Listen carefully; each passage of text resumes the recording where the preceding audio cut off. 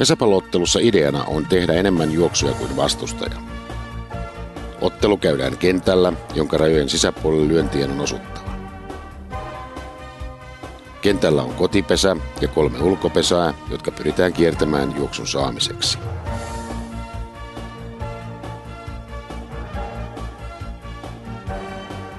Sisävuorossa oleva joukkue lyö ja pyrkii tekemään juoksuja.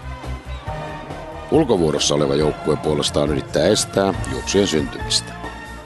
Pelaajat lyövät vuorollaan palloa ja pyrkivät etenemään pesältä pesälle ennen kuin ulkopelaajat saavat toimitettua pallon seuraavaan pesään.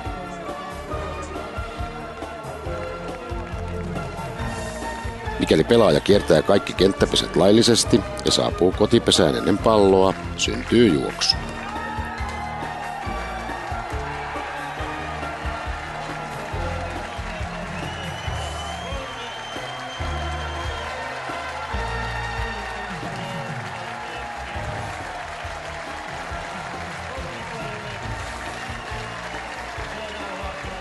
Kun ulkopelijoukkue saa toimitettua pallon pesään ennen etenijää, syntyy palo ja pelaajan taival päättyy siihen.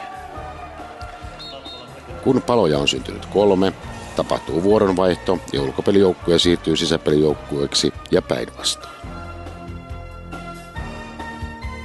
Enemmän jaksolla juoksuja tehnyt joukkue voittaa jakson. Ottelun voittaa se joukkue, jolla on enemmän jaksopisteitä.